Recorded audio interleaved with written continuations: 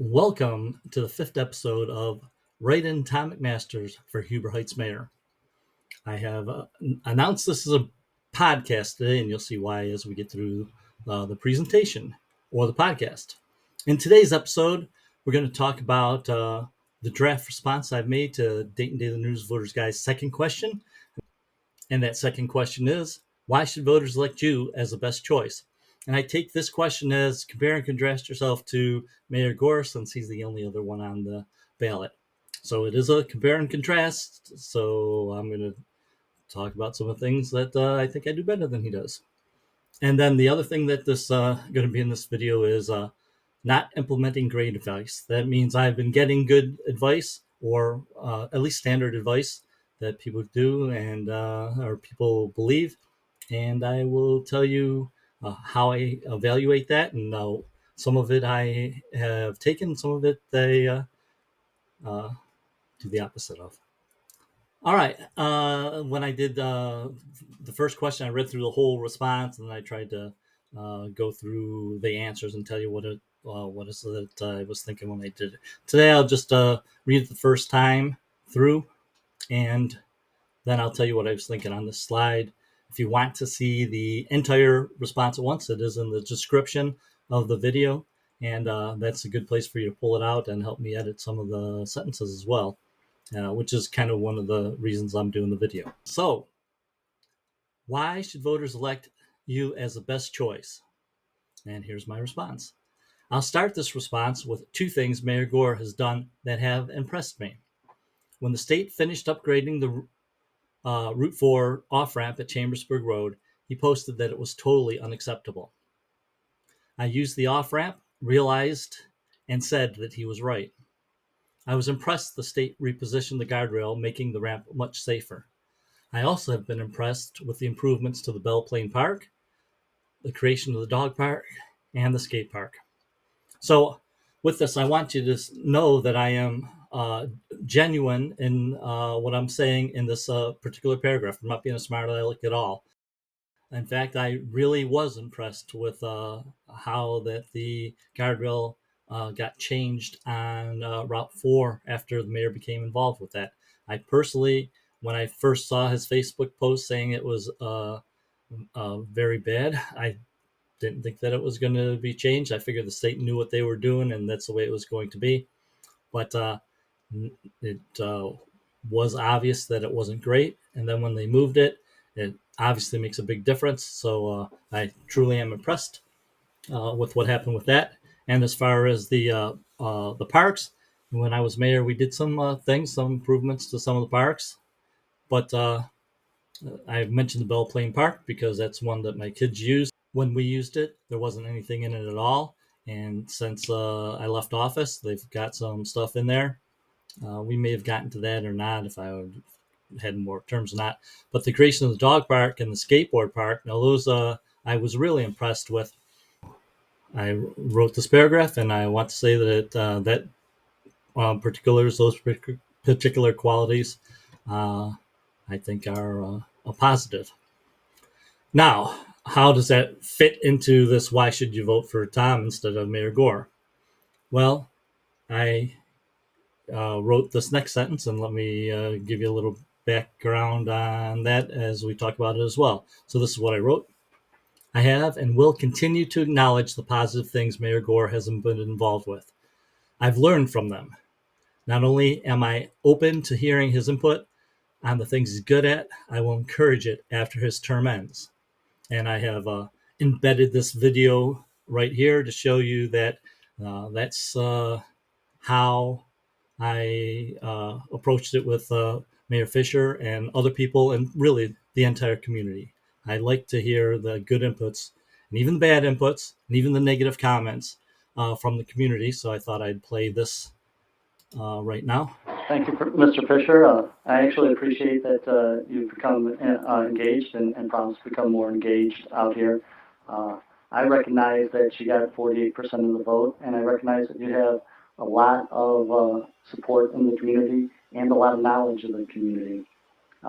So we look forward to hearing more from you and participating, and quite frankly, I appreciate any input that you can give. sir. Now, if you watch this whole video, and I'll leave a link to that in the description too, you'll see that Mayor Fisher grabbed onto the 48% as if I was somehow saying that I had a landslide and was this super whatever, which I think that if you're listening to it without preconceived notion, you can see that I was genuine in thinking that 48% is a decent amount of people to have behind you, and that you'd want to have, or that I would want to have, and to help in the government or whatever, pay attention to in the government.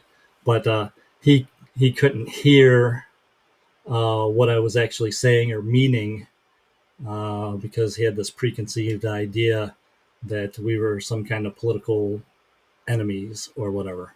But you can listen to whole video yourself and see what that interaction was like. And so here, let me go back to how I've written my Dayton Daily News. Hold on.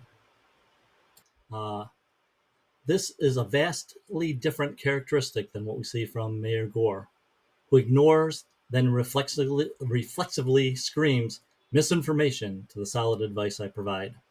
And if you watch the video with Mayor Fisher, you'll see that's kind of the way that he talks too throughout there. Misinformation, misinformation, misinformation. And you can see that Mayor Gore not only treats me that way, he treats other residents that way. And in fact, if you go into the Facebook page of the city of Huber Heights, they don't allow comments, and you look at their comment section, and what it says is, we don't allow comments because there's a lot of misinformation, and we don't want to deal with it. But really, they don't want criticism or help at all, and they can't hear it when you provide it. Okay, so these are two totally different ways to approach things between Mayor Gore and myself. Oh, didn't mean to do that. Mean to go to the next one. Okay, and so here, continuing the answer or the response to the Dayton Daily News, the record is clear. Before I served as mayor, major projects like Bench Rock Golf Course were financial embarrassments. While I was mayor, major projects like the Rose Music Center and Fire Station 25 came in on time and on budget. So you've probably heard this before if you've watched any of the other episodes of Write In Tom McMasters for Huber Heights Mayor. I pulled Bench Rock Golf Course out on this one because I haven't mentioned it before, but obviously people know that that was not a successful major project that the city did. And, when we were doing stuff from 2014 to 2018, we did things in public. We published all the financials. We made the decisions in public. And we embraced community input and evaluated it. And you'll see later in this video, I have gotten input, I evaluate it, and then you make the good decisions based on that input, right? I didn't allow council to go, well, we're the smartest 9 people in the city, so we're going to make all our decisions behind closed doors and then tell people what that decision is. That's not the way I operate. That seems to be the way Mayor Gore operates, right? 2 different ways to approach major projects as we go forward or look at the past, either way. Okay, so I'll continue reading my response. Though I have provided Mayor Gore free consultation on what it takes to achieve the same success from 2014 to 2018, he chooses to run current projects like the Marion Meadow Plaza purchase using the same failed procedures that doomed Bench Rock. All right, so yes, there was some talk about how we were going to make Marion Meadows plaza prettier, what could be done there, and the city hacked this whole idea of a green like area where you had businesses and residentials, and it was all walkable because everybody wanted a city center over there. So that kind of thing was discussed or romanticized about even when I was mayor, right? But when I was mayor, I looked at the cost that was going along with that, and I said, I don't think that the residents want to do that. But just like I had championed going to the ballot for the water softening project, where it was not a binding vote, but it was a vote where we got the residents to tell us whether they wanted to put their money into that kind of projects in order to get citywide water softening. I was open to the idea of putting those kind of areas on the ballot so residents could tell us as well.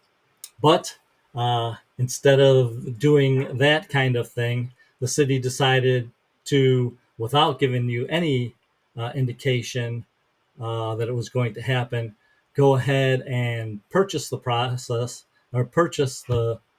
property and tell us about it on the night that they spent money uh, on that. All right, that's not the way that I would run the project, and it turned out to be not a good way for Mayor Gore to run the project either, because about 2 months later, when people were discussing it, he would come out and say, "Well, we made a mistake. We didn't plan very well, and the project you get is nothing close to anything that's going to be like the green." Right? And since that time, they've taken good money and keep spending it. Right?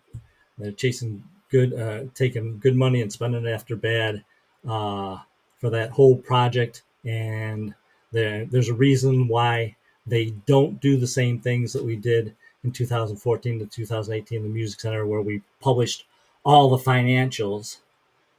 Because if they did, then they would know how much it's actually costing us residents, which is uh, probably not acceptable to most residents. But one of the reasons that we published them is because we knew that we would get good feedback from the residents, and they caught some things when we did publish things to make, and then we had to uh, put those inputs in, and that helped us going forward to make those projects even more successful. Right, and this is how I ended it.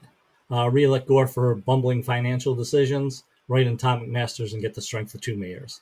All right, I'm kind of not sure about this re-elect. I mean, it's nice to contrast, but I may not mention Mayor Gore at all on this. I may just highlight the fact that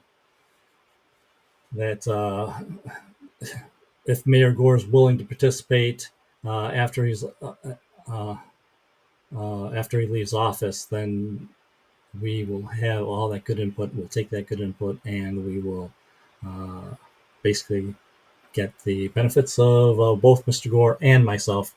Whereas today, uh, you're only getting half as good a product as you could be getting. And I volunteered it for free for 7 years. It's okay. Anyway, so that's what I was thinking on this Dayton Daily News response. Now the next section over here is I have been asking for inputs. I've been getting inputs, and you can see the edits to Dayton Daily News 1 questions were really good.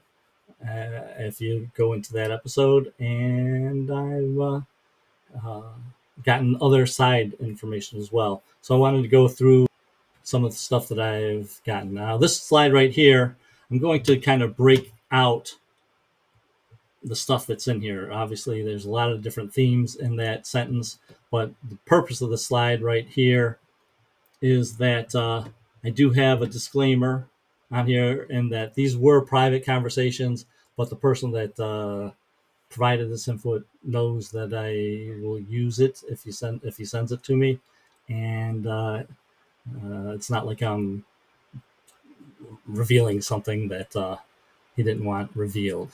Okay, and that's kind of you should know that too. I mean, I don't. If you really want something to be private, you have to tell me. Otherwise, I feel it's open and I can use it. And when I send stuff, it's kind of the same way. So uh, I prefer whatever. Uh, it's very rarely that I'll ask people to hold things close hold, but I will if it absolutely has to be. But uh, I'm not a close hold type person.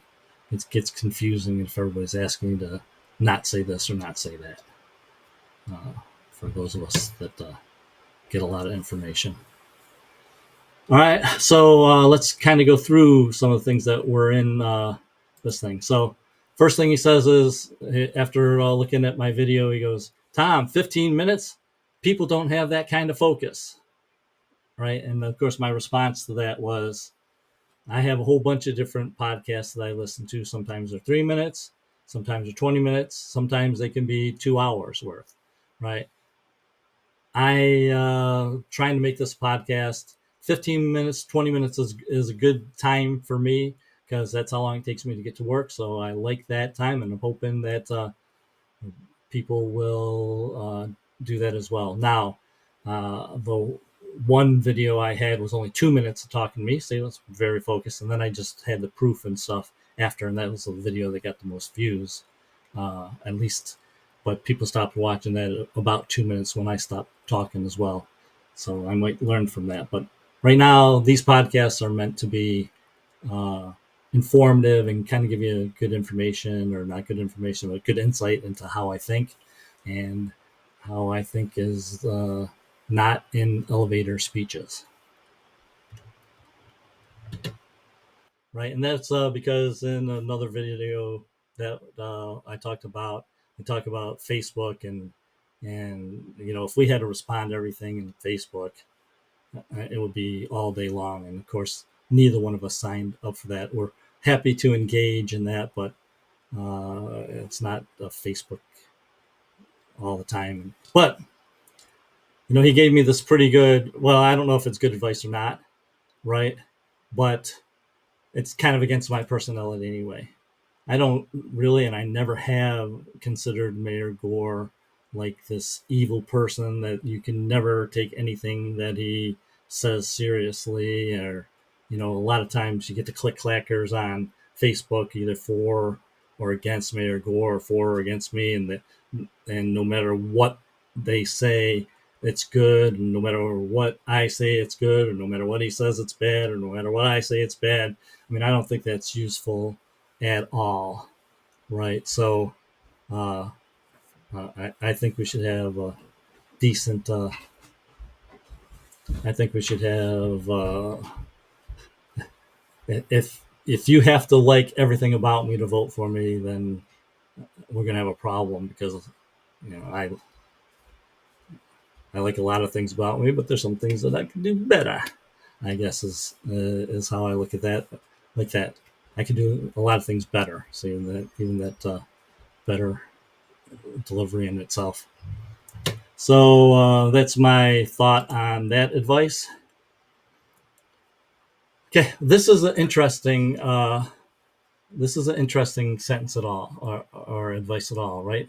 He goes, "Your message needs to be focused on the policies and priorities you advocate, and stress if or how they differ from your opposition.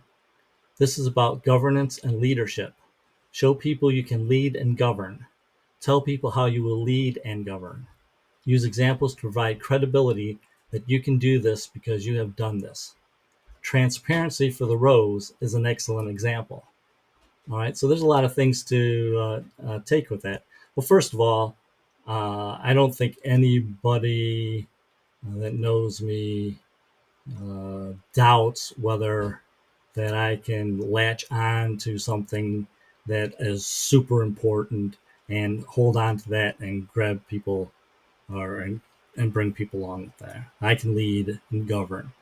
But the whole point of this answer, and basically why I'm running, is because I think that people should contribute or can contribute, and I can learn and make better decisions when I hear from smart people, right? And that contrasts from what we see from Mayor Gore. But the interesting part about this, right, uh, is that's the whole purpose of why we have transparency in there. Well, what's the purpose of transparency? So I can get good feedback. But the interesting part is the person that sent this is somebody that has been providing especially good feedback to the city government and gets ignored very often, right? So somehow this video is supposed to really be speaking to that person, right? And that person uh, worries about the focus of everybody else. Well, the focus of everybody else is what it is, right? People are busy. Not everybody's going to be able to look at the financials, right?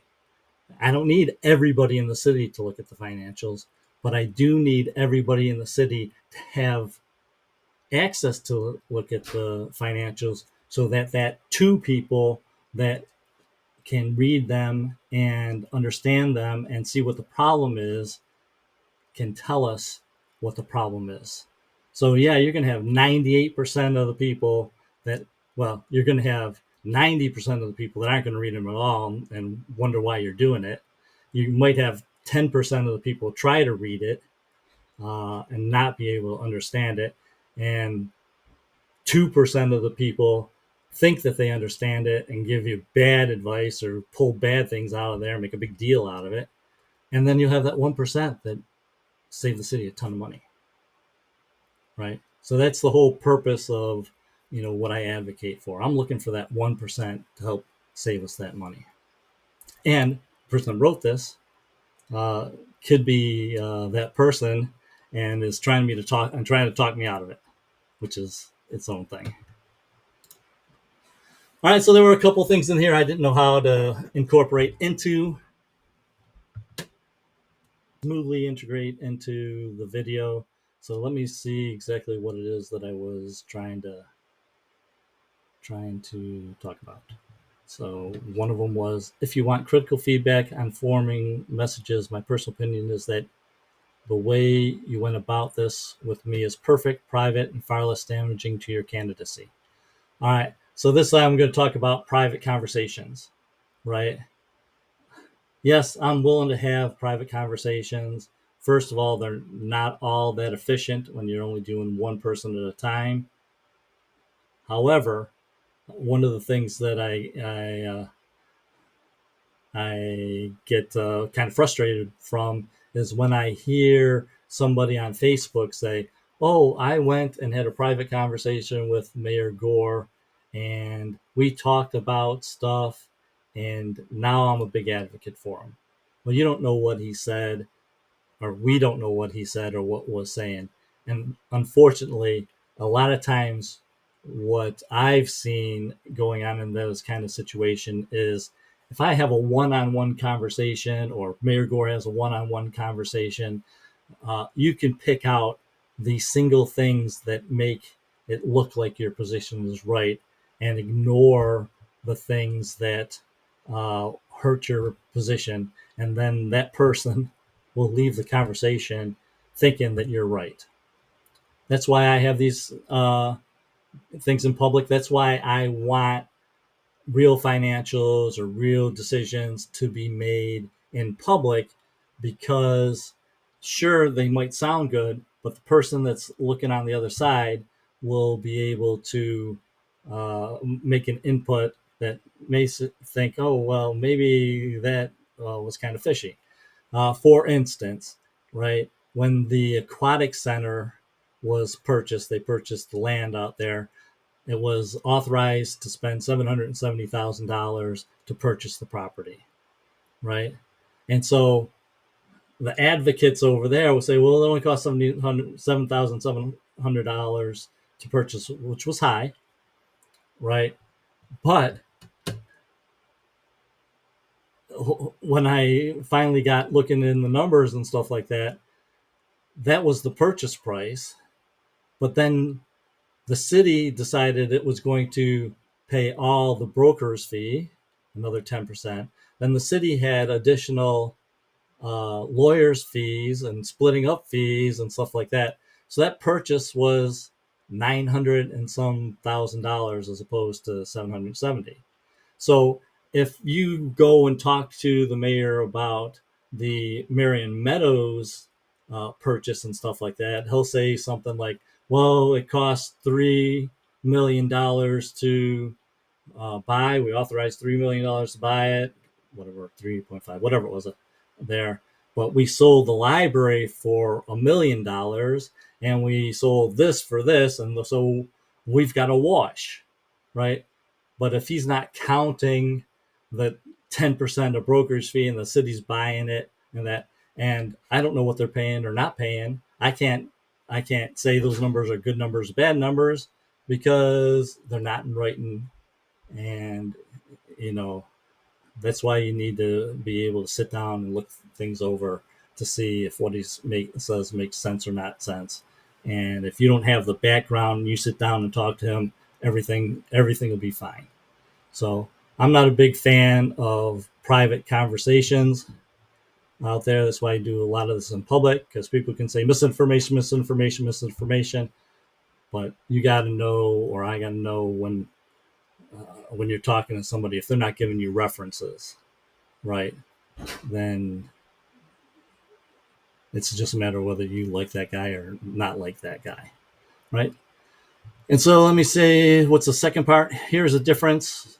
Those things you are listening to are meant to be broadening your knowledge. Oh, yeah.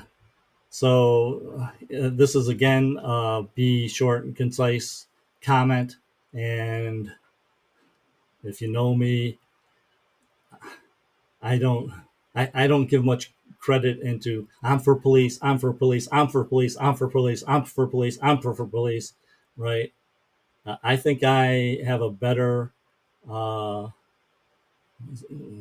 means of supporting police and roads and sewers and that than you see, or we may have the similar uh, outlook or plan going forward on that, and it can't, there's little nuances that make a big difference on how you approach stuff. So I can honestly say that I'm for the police and the EMS, and I believe that Mayor Gore can honestly say he's for police and EMS. And unless we get into the underlying foundations of how that is, and quite frankly, there'll probably be little of the difference between us, but but may make a big difference. So I hate slogans to go on. So that's why we have this long podcast where I kind of talk about how things go. So yes, and of course the next thing is flyers are meant for little elevator speeches and stuff. But if you want to know your candidate, you got to have some other forum in order to learn what that candidate's about. And this podcast is one. And if you want this flyer, I'd appreciate it if you'd print it out and send it to your neighbors. I'll leave a link in the description, and that would certainly help me in my write-in campaign for Huber Heights Mayor, because not a lot of people are going to listen to the podcast, in this next month and a half. So it'll take 3 or 4 of you it'll take quite a few of you actually to tell your neighbors.